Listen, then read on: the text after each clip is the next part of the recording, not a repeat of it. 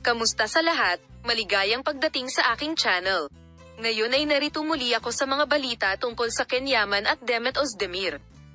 Bilang tanda ng kanyang pagmamahal at paggalang sa kanyang asawa, nagpa siya ang aktor na si Ken Yaman na manahimik tungkol sa mga detalye ng kanyang pribado at buhay may asawa.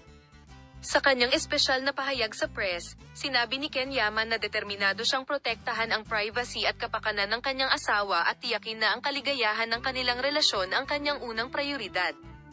Seryosong sabi ni Ken, "For the sake of his wife and our marriage, I decided to remain silent in face of questions about our private life.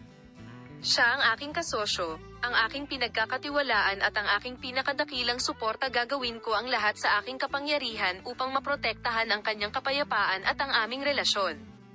Ang aksyon ba ni Yamana ay sumasalamin hindi lamang sa kanyang malalim na pagmamahal at debosyon sa kanyang asawa, kundi pati na rin sa kanyang pag-unawa sa kahalagahan ng pagtatatag ng malusog na mga hangganan sa publiko. Sa isang mundo kung saan napakalaki ng atensyon ng media, napatunayan ni Ken na isang dedikadong tagapagtanggol, pinipiling ilayo ang kanyang personal na buhay sa spotlight at haka-haka.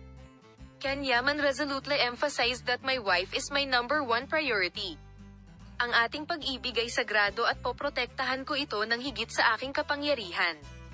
Sa pahayag na ito, nagbibigay si Ken Yaman ng isang malakas na mensahe tungkol sa kahalagahan ng paggalang, privacy at pangako sa relasyon ng mag-asawa.